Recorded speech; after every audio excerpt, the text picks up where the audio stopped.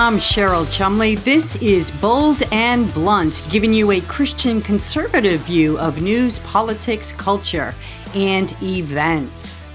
Gal Kalev, author of Judaism 3.0, columnist for the Jerusalem Post. I want to thank you so much for being back on Bold and Blunt video. It's great to have you. Great to be here. So let's talk about the latest goings-on in Israel. The attack on Rafah is now receiving widespread global criticism. How is Israel handling that? Yeah, this is a situation that is very different than normal warfare. In a normal warfare, we're fighting a war and we're trying to defeat the enemy. Here, we're trying to defeat the enemy, the brutal enemy that invaded Israel and murdered over 1,000 Israelis in one day and 1,500 in total.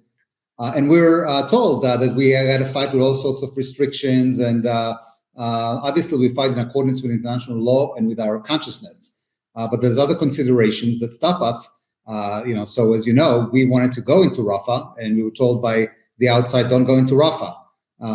So there's a lot of, the fighting that is going on is a byproduct of the somewhat irrational and certainly irrational from a military point of view, from a humanitarian point of view, restrictions that are placed on Israel. So we got to fight with what we have, and we will win with what we have. I don't know if you saw, but just recently they unveiled an ad campaign in New York City where videos were shown in Times Square of the horrific treatment by Hamas of Israeli hostages. And they wanted to show that to generate some sympathy for the Israelis who are the victims in this war. And I just wondered what your response into that is. I saw that as a good thing, that Israel finally getting really involved in the PR campaign that's taking place.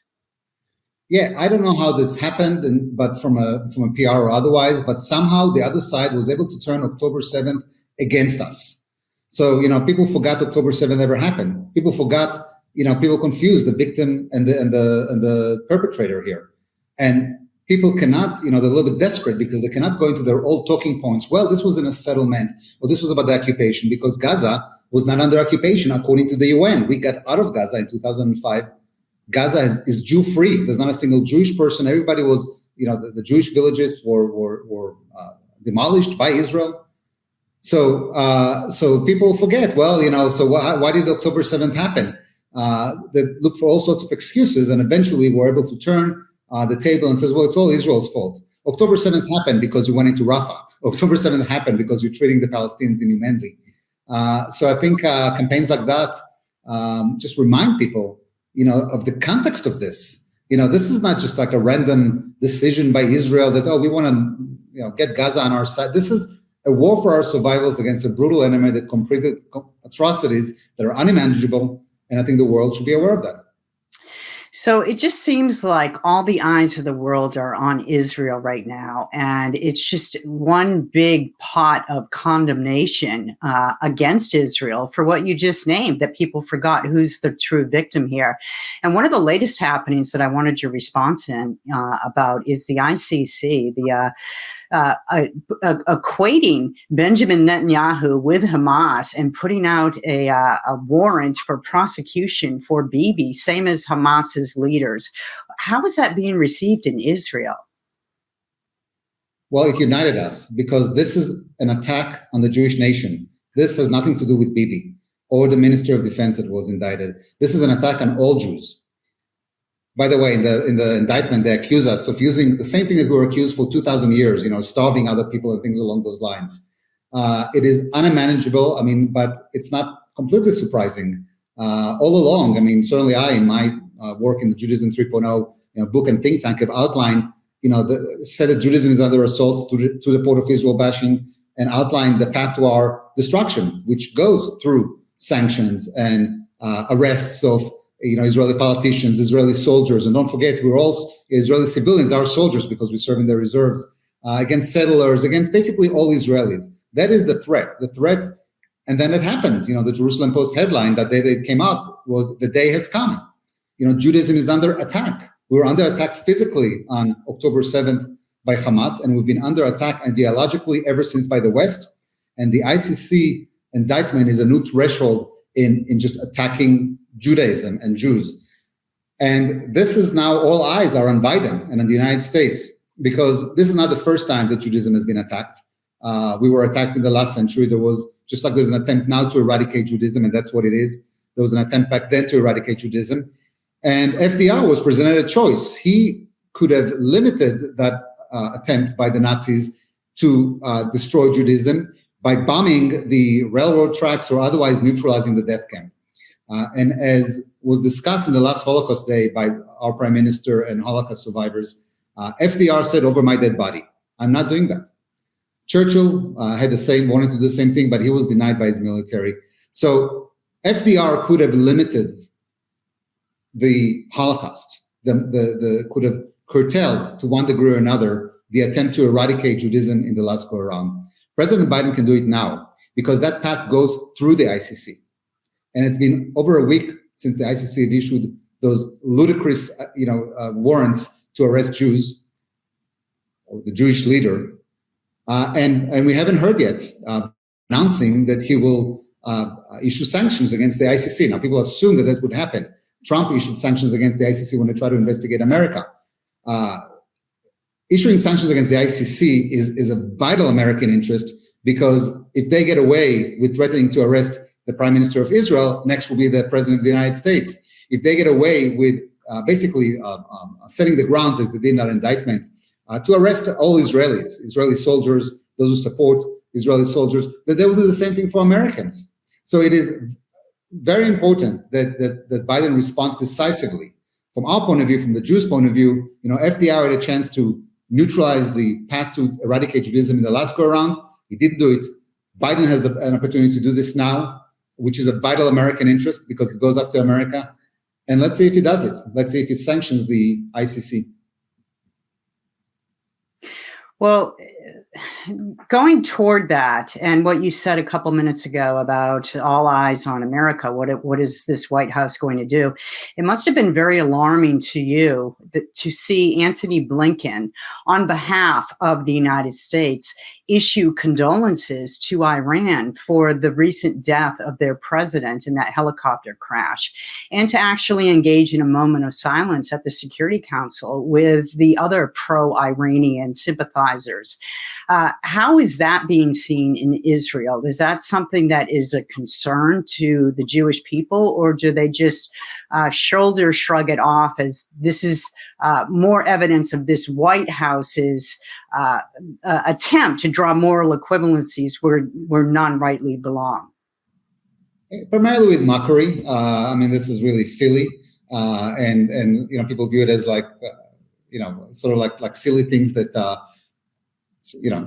certain people do, Blinken going around and making statements that the people in Gaza are just like everybody else, and they are, they want to do what everybody else does, which is, to have barbecues on Saturday and eat pork chops or whatever. They're not like everybody else, and this is not, those talking points and those are kind of, frameworks are just sort of laughed at. But it is a serious thing because, as Ted Cruz said last week in the Senate hearings, when he told Blinken, this war in Iran happened because of you. That's Ted Cruz, Senator Cruz's word, not mine. The United States decided to basically give a lot of money to Iran. That money, in turn, enabled the October 7th attack and other attacks. It also enabled the massive missile attack on Israel. So on the one hand, per Senator Cruz, the United States, the Biden administration enabled October 7th by its mistakes. On the other hand, it stops Israel from fighting it. And on the third, it doesn't yet take a very strong stance against the ICC. Now let's be very clear about what the ICC is, the International Criminal Court. The International Criminal Court's core business, as we saw right now, is to assault the Jewish nation. It does have a side business of prosecuting war crimes around the world, but this is its core business. Same with other organizations like the Human Rights Council. Their core business is to assault Judaism, and they do have a side business of protecting human rights around the world. And that's not, that should be obvious, because who is the chairman of the United Nations Human Rights Council? Who is the one who's supposed to protect human rights? It's Iran. Iran was awarded by the UN Human Rights Council to be the chairman. which is just, again, to underscore that, yes, the core business of that organization, like the ICC, is to bash Israel and to attack Judaism. So Iran is very good at that. They're the right person to chair the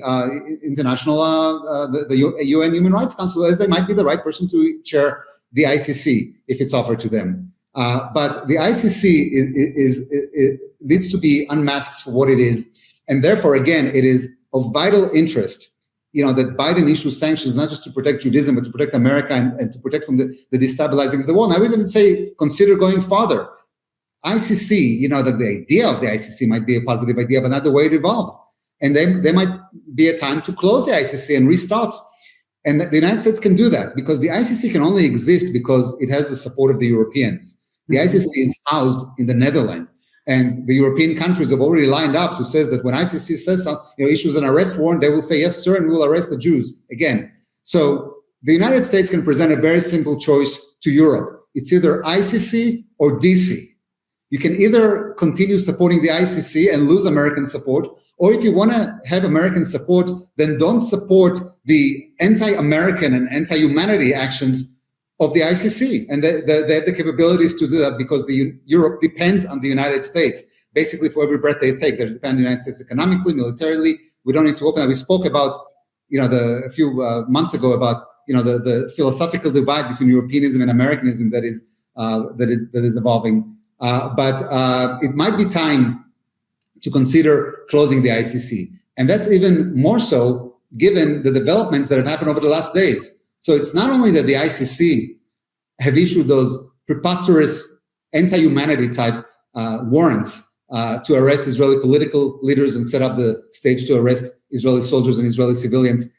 European countries, that you would expect would say, oh, no, once you do that, we will condemn that. You should get out of the Netherlands. They said, sure. Norway right away said, oh, if Benjamin Netanyahu comes to Norway and then you'll issue a surprise arrest warrant, we'll arrest him. And then France said the same thing.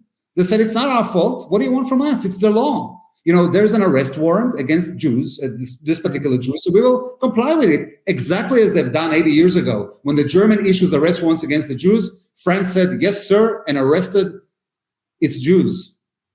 And perhaps this is a good opportunity for France to start thinking about its role in the Holocaust, which they've been throwing under the rug for the last 80 years, and take responsibility for the genocide of French Jews. That didn't just happen because of the Nazis, it happened because of French collaboration. So the ICC is not just the ICC, it's like what we've seen over the last few days is the European support for the assault on Judaism. Yes. And again, the United States should not tolerate that. The United States should not tolerate France doing that because, by the way, talk to international lawyer, that international law, if I say international law, what is the international law consequence of France arresting Netanyahu? They also said they're going to do it unannounced, meaning Netanyahu is in a conference in France, Netanyahu comes to meet Macron, and then unannounced, there's an arrest warrant, and Macron says, sorry, Mr. Netanyahu, you're under arrest. You're being kidnapped. We're arresting you. What is the international law repercussions of that? Well, that's a declaration of war. According to international law scholars, abducting of another leader of another country is a declaration of war. So look how far they've went in the assault on Judaism here. France is basically saying over the last few days that they are going to do something that will be interpreted as a declaration of war against the Jewish state, just to stick it to Israel. I mean, so this became so ridiculous, the assault on Judaism, and it has become so strong, and Biden has to stop it, and he has the capabilities to do it. Because also, it's like you mentioned Iran. With Iran, we had this, they have big Satan and little Satan. I don't know what's the Satan equivalent in atheism or anti-theism in Europeanism, but we are a proxy for America. And make no mistake, when France says we will arrest the Israeli prime minister, even at the consequence of technically declaring war, that's a step before arresting the president of the United States. This is a moment. This is Biden's FDR moment, and he must act. He must present this choice to the Europeans. It's either ICC or DC, and he must move to sanction the ICC, and if needed, take measures against Europeans who support it. And you know what, Gal, it's not going to happen under this White House, right? This White House has been feckless on foreign policy all along, but especially on Israel. It seems like this White House is leading America down a path of turning against Israel. And we only have a minute left, but I wanted to get in this last question. The significance of Norway, Spain, and Ireland declaring or recognizing a state of Palestine. What is the deeper significance there? Oh, the significance is an encouragement of terrorism. Norway said to Muslim terrorists, go ahead, Spain. There's Muslims who said Spain is a colony, it belongs to the Muslims because you kicked out the Muslims there a few hundred years ago. So the message is, if you have a problem, then launch on October 7th in Spain, kill a lot of people, and then the Spanish response will be, oh, sure, we'll declare a Muslim caliphate in Spain. Spain, Norway, Ireland, Slovenia, I believe, reaction to the October 7th is to recognize a state of Palestine. That is so ludicrous, but it's inviting terror. It's an act of destabilizing the world. So Spain, Norway, Ireland, Slovenia, those countries who are taking measures to destabilize the world, to work against the United States' interest, must be held accountable. The United States has the capabilities. As you said, you predicted that they'll choose not to use them.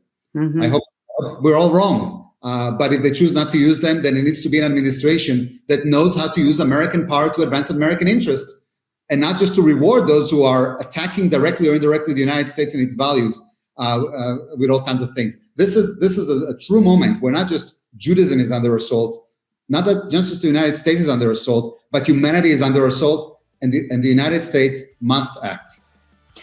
Completely agree. Gal Kalev, I want to thank you so much for being on Bold and Blunt. Stay safe in Israel, and I will talk to you soon, I hope.